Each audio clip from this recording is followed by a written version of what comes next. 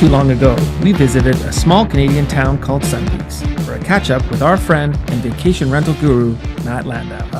I often also think about early adopters. Yep. We drove your Tesla here. Sure did. We couldn't find an electric charger here. Correct. So there is a cost sometimes to being an early adopter. Sure. An inconvenience. And you're happy to plow through that because all the good outweighs that little inconvenience, I'm guessing. But I think for a lot of people who are not so tech savvy, those little inconveniences are blown out of proportion somehow. 100%. I mean, we live in a world where we depend on consistent power and a good Wi-Fi signal. And so if those sort of two basic human needs aren't there, it starts to unplug a lot of the magic that we can provide. But we've thought through things like that, whereas if there's an electrical strike and the power goes out, like there's always backup codes on doors. There's always a redundancy plan in place so that you don't leave someone stranded out in the cold and the rain.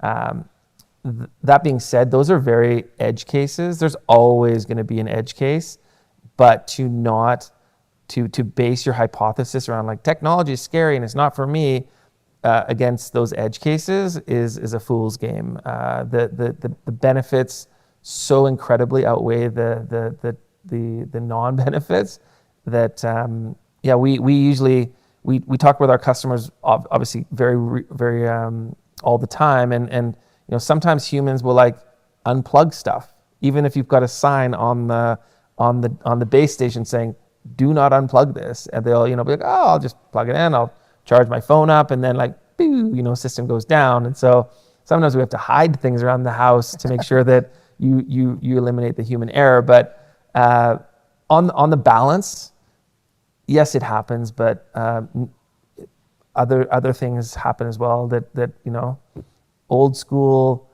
brass keys get lost, they snap off in locks. I mean, things do happen. What did you end up doing with the charger? How are we getting home? Well, I mean, this is a really cool story. I actually reached out to someone on Airbnb this morning, and a local host who had on their property said like, yeah, I've got an EV charging station in my house, so I'm not even booking their place. And you inquired? Reached out, inquiry, and say, hey, like, bro, can I borrow your station for a few hours? I'm literally stranded in the Canadian North here, and no problem. Like, my next guest doesn't arrive till tomorrow. Here's the door code to the garage, and in I went and plugged my car in. And so, again, when you're looking at like what kind of people, what kind of passionate hosts are in the short-term rental market, like they don't know me from a sack of hammers, right? Like they don't know who I am, and they're like letting me into their property to like help a guy out who's stranded. And it was kind of one of those moments where I was, man, like, would I do that? But probably, but again, those are the kind of super hosts that exist out there. If I came back to Sun Peaks again as a guest, or if I had a friend who was coming to Sun Peaks, I can tell you who I'm going to send them to rent their place is the guy who helped me out. Your bro. My bro, who I probably will never meet, but I should probably leave a bottle of wine beside the Tesla charger. Oh, yeah, 100%. That'd be sweet. Yeah. Do you view sustainability, environmental initiatives wrapped into businesses like friendly homes, EV chargers as amenities, as an area for opportunity and growth? For sure. One of the things that we do is we control smart thermostats, right? And so we, from just pure wasting energy reduction perspective, we can do things like, as soon as a guest checks out, we can remotely bring the temperature in the house down to, a very low level, and then re-engage the thermostats maybe 3 or 4 hours before check-in of the next guest.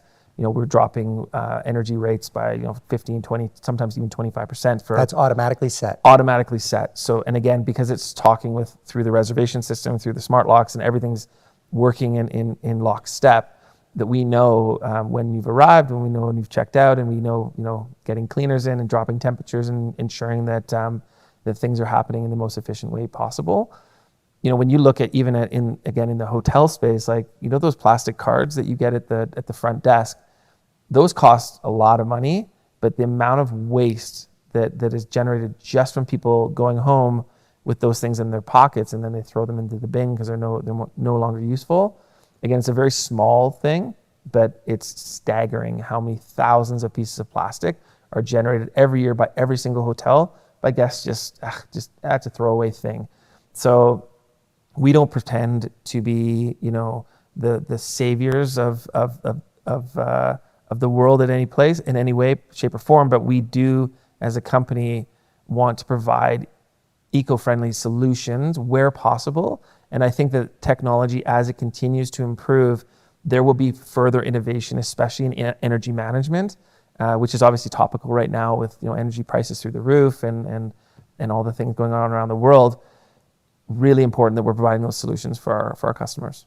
I think I'm pretty sure Booking.com is the only one right now that recognizes eco-approved homes. 100%. But I'm sure the other ones, if they're not already, will begin. Yeah, and even how I found this person this morning is they listed as one of the amenities an EV charging station inside their property. And those kind of little pieces, those little add-ons, they really help differentiate a property, but also you get a real good snapshot into the host.